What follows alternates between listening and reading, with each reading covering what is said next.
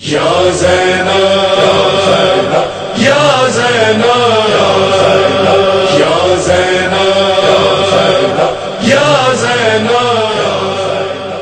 جزاک اللہ سبحان اللہ. محترم سیف عباس صاحب قبلہ اپنے بہترین بیان سے آپ کے قلوب کو منور فرما رہے تھے.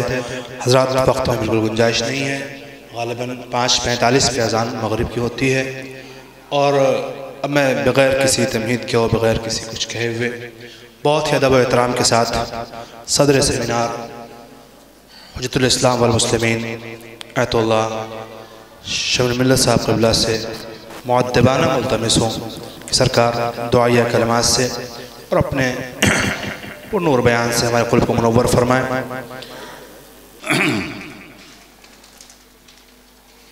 اعوذ باللہ من الشیطان اللعین الرجیم.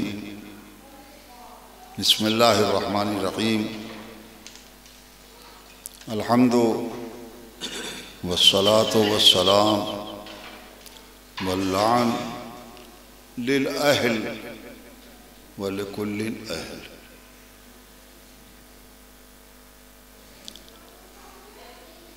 قال رسول اللہ صلی اللہ علیہ وآلہ وسلم: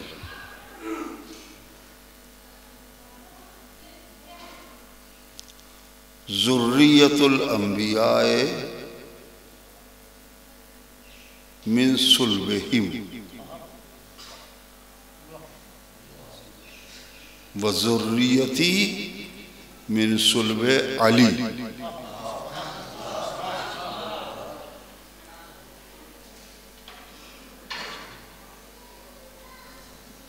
حوالہ سوائق محرقہ. روایت ام المومنین عائشہ کی. فرمان نبی کریم کا. صلوات پڑھیے محمد اور آل محمد پر.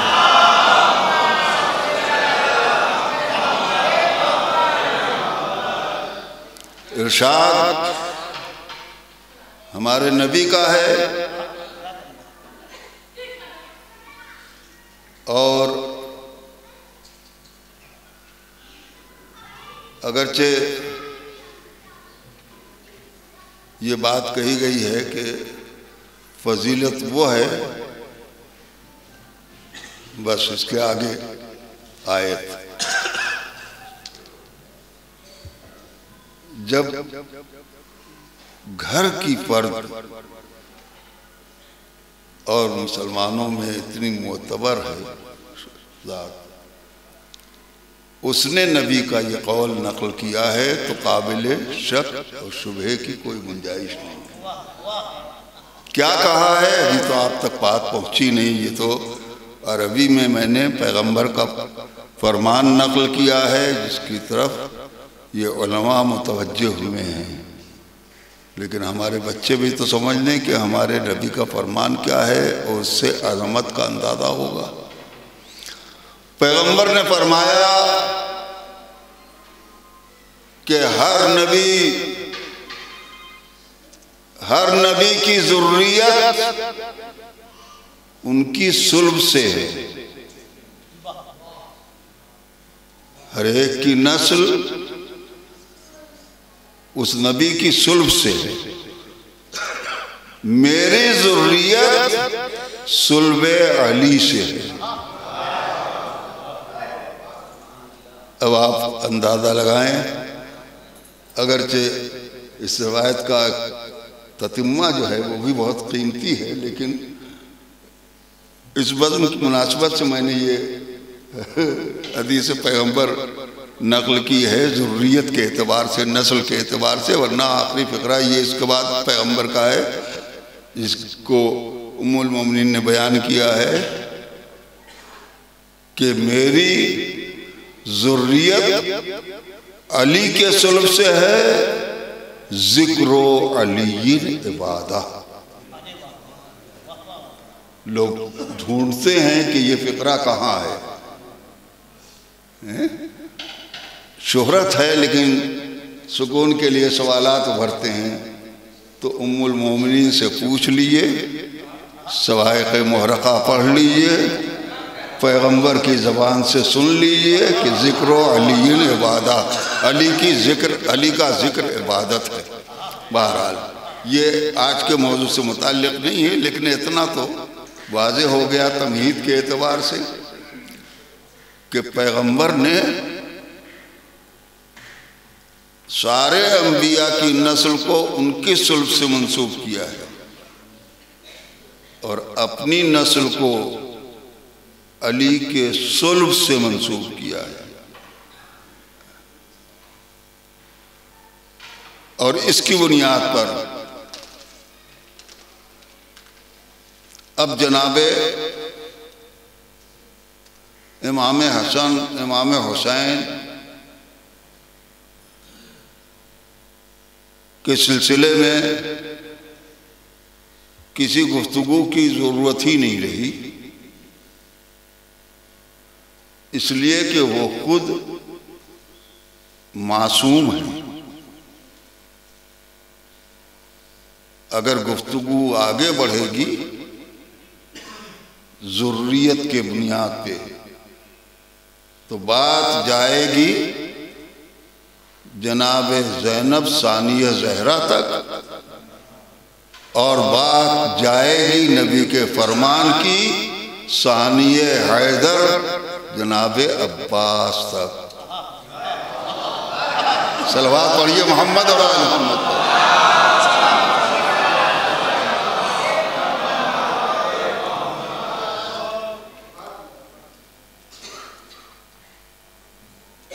نسل ذریت میری، نسل میری علی کے صلب سے وابستہ ہے، لہذا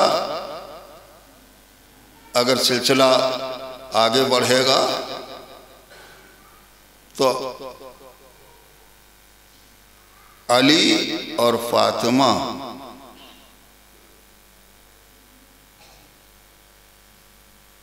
اگر صلب کی بات ہوتی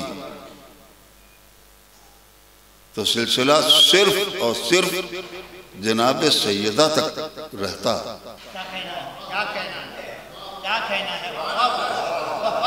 اگر اپنی صلب کی طرف منسوب کرتے اپنی نسل کو تو بات جناب سیدہ تک جاتی، معصومین تک رہتی، لیکن جب صلب علی کا اعلان کیا ہے کہ میری نسل علی کی صلب سے چلے گی تو اب مسئلہ آگے بڑھا تو اس میں سرکار وفا سمیت یہ سب آ گئے۔ اب دو سلسلے تھے، ایک علی بن ابی طالب کا اور ایک وطن زہرا کا۔ دونوں کے لیے نمونے کی ضرورت تھی۔ دو لقب اسی لیے مشہور ہوئے دنیا میں کہ بات ثانیہ زہرا تک رہے گی تو فاطمہ سے نسبت رہے گی، صلب کی بنیاد کے اوپر بات آگے بڑھے تو ثانیہ حیدر بن کے بھی آئے تاکہ علی کی صلب کو پیغمبر کی صلب قرار دے کر کے عظمتوں کو پہچانا جائے۔ بس یہ مختصر سی تمہید تھی، اس سلسلے میں بس اتنی بات کہنی ہے، آخر میں وقت میں گنجائش نہیں ہے کہ بات صلب کی آئی ہے تو اس صلب پیغمبر تک بات رہتی تو جناب سیدہ تک بات رہتی، اور جناب سیدہ کے بعد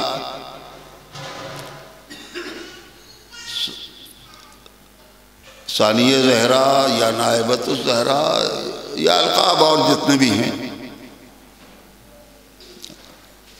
حتیٰ کہ شریکت الحسین کی بھی بہت سی توجیہیں آپ سن چکے ہیں، اس سے ہٹ کر ایک بات کی طرف اشارہ مقصود ہے، اور وہ اگرچہ وقت میں گنجائش نہیں کہ اس کو میں سمجھا سکوں. اشاروں میں بات آگے بڑھانا چاہتا ہوں کہ عصمت کبریٰ جناب سیدہ جن سے سلسلہ عصمت امام زمانہ تک پہنچا.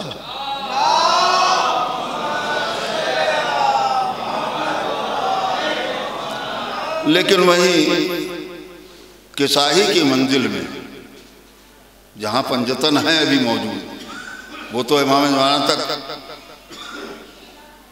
وہ لفظیں پہنچائیں گی جس میں قدرت نے کہا ہے کہ ہم فاطمہ و ابوہا و بالہا و بنوہا. ارباب علم جانتے ہیں کہ بنون یہ جمع کثرت ہے. جمع کی دو قسمیں ہیں، جمع قلت، جمع کثرت. ابنانا بھی جمع ہے مباہلے والی، وہ ہے جمع قلت، اور جمع قلت وہاں استعمال ہوگی جہاں 9 سے زیادہ کا امکان نہ ہو. یہ کیوں جمع قلت ہوتی ہے؟ 2 سے زیادہ 10 سے کم. جب 2 سے زیادہ بڑھ کر کے جمع قلت پوری نہ ہو تو کثرت کی بات، جمع کثرت کا استعمال ہی غیر بلیغ ہوگا. لہذا وہاں تو ہے ابنانا جمع قلت، لیکن مباہلے میں بنوہا کی لفظ آئی ہے جو جمع کثرت ہے، اور جمع کثرت 10 سے زیادہ کے لیے بولی جاتی ہے. لہذا صرف حسن اور حسین کا اعلان نہیں ہو رہا ہے عصمت و طہارت کا، 11 فرزندوں کی عصمت کا اعلان ہے جو امام زمانہ تک پہنچ رہا ہے. صلوات پڑھیے محمد اور آل محمد پر.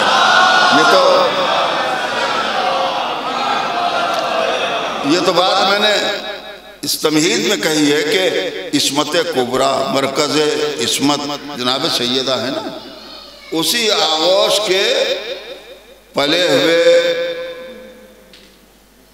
اور پیدا شدہ حسن اور حسین معصوم ہیں،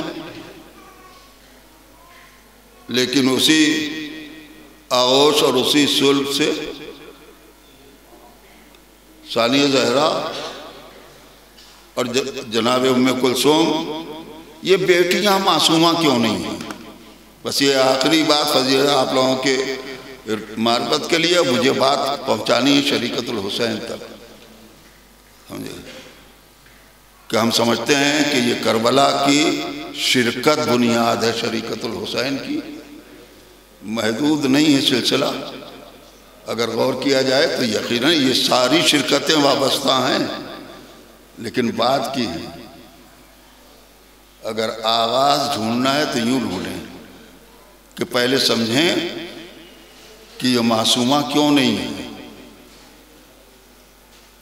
کوئی کمی نہیں. ابھی آپ مسلسل تقریروں میں سن رہے ہیں کہ امام وقت نے سند دی ہے عالم غیر معلمہ، اور خالی عالم غیر معلمہ نہیں، 2 لفظیں ہیں، عالم غیر معلمہ اور فہمت غیر مفہمہ. وہ عالمہ جس کو کسی نے تعلیم نہیں دی، وہ بافہم جس کی کسی نے تربیت نہیں کی. 2 لفظ ہیں، اور دونوں کا نتیجہ کیا ہے؟ عصمت ہے کہ نہیں؟ معصوم وہی ہوتا ہے جو دنیا میں آنے کے بعد نہ کسی سے تعلیم کا محتاج ہو، نہ کسی کی تربیت کا محتاج ہو. تو شان عصمت میں کوئی کمی نہیں، پھر کیوں معصومہ نہیں؟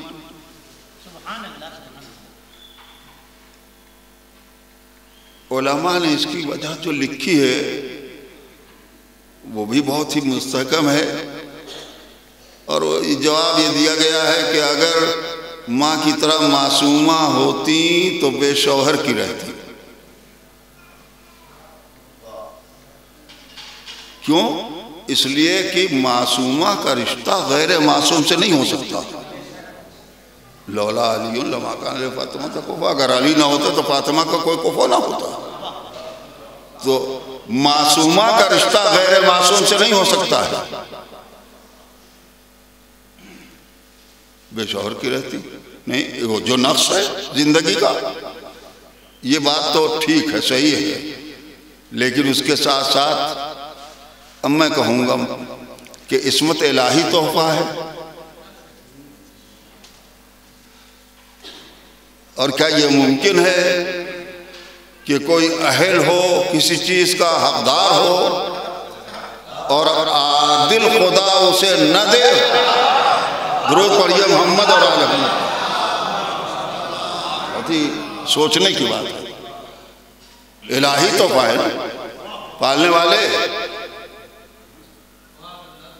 اگر 14 کے بجائے 16 اور 18 معصوم ہوتے تو کیا حرج تھا؟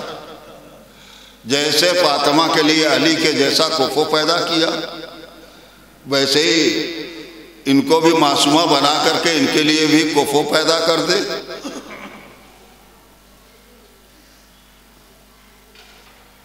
کیوں نہیں ہے؟ اسباب کو چھوڑیے، لیکن یہ تو نہیں ہو سکتا ہے کہ کوئی حقدار ہو اور حق سے محروم ہو جائے، اور عصمت کی شان بھرپور امامت کی نس موجود ہے کہ آپ وہ عالمہ ہیں جس کو کسی نے تعلیم نہیں دی، جو معصوم کی شان ہے، کسی نے تربیت نہیں کی، تو اب عصمت کی حقدار ہیں مگر معصومہ نہیں ہیں۔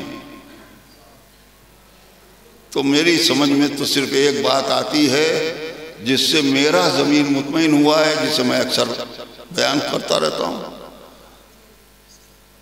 کہ اس لیے معصومہ نہیں ہے کہ عصمت کی تاریخ مجلس نہ بننے پائے۔ عصمت کی تاریخ گواہ ہے عصمت کبریٰ کی، کہ جب مولا کے گلے میں رسی تھی اور بچانے کے لیے گھر سے نکلی تھی تو یہی تو کہا تھا کہ خلو ابو الحسن و الا لاکشف راسی، علی کو چھوڑو ورنہ ابھی سربراہ ہو جاؤں گی۔ اس فقرے سے مسجد کی دیواریں بلند ہو گئی، آثار قیامت نمودار ہو گئے، علی کو رہائی مل گئی۔ توجہ کریں گے تو اس تاریخ نے بتایا کہ عصمت سربراہ نہ ہوگی تو قیامت آ جائے گی۔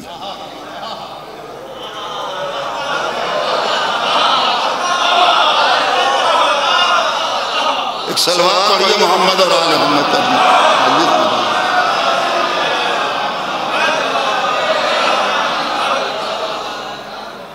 شہزادیوں کو کربلا آنا تھا، سر کی چادر دینی تھی، لہذا اب سمجھ میں آیا کہ معصومہ کیوں نہیں، لیکن بات ابھی اپنی جگہ پہ رہ گئی۔ حقدار کو عادل خدا حق سے محروم کرے، یہ نہیں ہو سکتا۔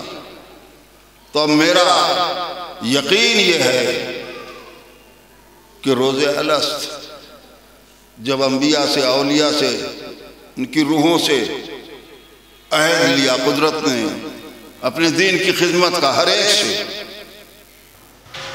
تو جب بات آئی شہزادوں تک اور امام حسین 72 قربانیوں کا وعدہ کر چکے روز الست، تو میرا یقین یہی ہے کہ جب سب سے عہد لیا تھا تو ان دونوں شہزادیوں سے بھی قدرت نے کہا ہوگا کہ تم اپنی ماں کی طرح سے عصمت کی حقدار ہو،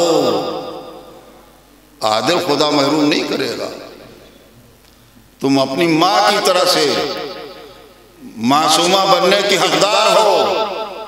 وہ اتنی سی بات ہے کہ یہ عصمت کا تحفہ حاضر ہے، لیکن معصومہ بن کے کربلا نہیں جا سکو گی، یہ میری لفظیں ہیں۔ تو قدرت نے کہا ہوگا کہ عصمت لے لو یا بھائی کی نصرت قبول کر دو۔ نصرت کی منزل میں تم کو سربراہ نہ ہونا ہو۔ اب میرا یقین یہ کہتا ہے کہ بھائی نے قربانیوں کا عہد کیا ہوگا اور بہن نے آواز دی ہوگی کہ پالنے والے مجھے بھیا کی نصرت عزیز ہے، مجھے کربلا عزیز ہے، مجھے عصمت نہیں چاہیے۔ اب مجھے اس بات پر کہہ کے بات کو اپنی تمام کرنے دیجئے کہ اب کسی کو یہ حق نہیں ہے عقلی بنیاد پر کہ وہ یہ کہہ سکے کہ ثانیہ زہرا کو، جناب زینب کو، جناب ام کلثوم کو عصمت نہیں ملی۔ اب اگر کہنا ہے تو یہ کہیے کہ عصمت نہیں لی۔ اس کربلا کی بنیاد پہ کہیے کہ عصمت نہیں لی، تو بھائی نے کربلا کی قربانی کا عہد کیا ہے، بہن نے بھائی کی نصرت کا عہد کیا ہے، لہذا وہیں سے شریعت الحسین کا نقب چل پڑا۔ ایک صلوات پڑھیے محمد اور آل محمد۔ بس آخر تک وقت نہیں رہ گیا، بس بات تمام کرتے ہوئے اسی شہزادی کے ذکر کے طفیل میں میرے مالک ان چاہنے والوں کی جان، مال، آبرو کی حفاظت فرما، پالنے والے ہمیں توفیق دے کہ ہم زیادہ سے زیادہ معرفت کا حق ادا کریں اور ان ذوات مقدسہ کی یاد میں کوتاہی نہ ہونے پائے۔ پالنے والے سے جو واسطہ ہے محمد اور آل محمد علیہ السلام کا، اسی بی بی کے عظمتوں کا واسطہ کہ ہمارے امام زمانہ کے ظہور میں تعجیل فرما، ہم کو ان کے ناصرین میں سے قرار دینا۔ ایک بات یہ دعا کے بعد کہ قرآن مجید نے ہم کو تعلیم دی ہے کہ ادعو الی سبیل ربک بالحکمت والموعظۃ الحسنہ۔ قرآن کہتا ہے کہ اللہ کے راستے کی طرف بلاؤ، لوگوں کو دعوت دو حکمت کے ساتھ اور اچھی نصیحت کے ساتھ۔ کڑوی نصیحت یا ایسی بات نہ ہو کہ جو غیروں کے لیے نفرت کا سبب بنے۔ معرفت کا تذکرہ ہونا چاہیے اور اس انداز سے ہونا چاہیے کہ جس میں حکمت پوشیدہ ہو اور کسی کی دل آزاری کی ضرورت نہیں ہے۔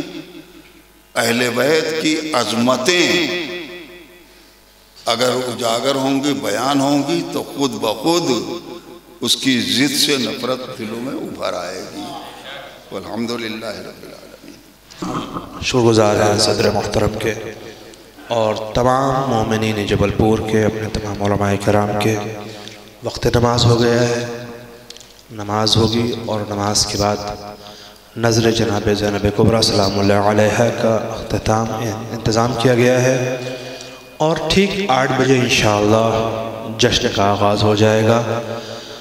میں دور دراز سے آئے ہوئے تمام مومنین کا، بالخصوص جو حضرات یہاں سے امرواڑہ سے یا جو مومنین کامٹی سے آئے ہوئے ہیں یا اور دور دراز کے علاقوں سے تشریف لائے ہیں، جو شعراء کرام، جو علماء کرام آئے ہیں، ان سب شکر گزار ہیں اور دعا گو ہیں کہ شہزادی زینب کبریٰ سلام اللہ علیہ آپ صاحب کی زحمتوں کو، آپ صاحب کی شرکت کو قبول فرمائیں اور شہزادی کے صدقے میں ہم سب اس خدمت کو انجام دیتے رہیں۔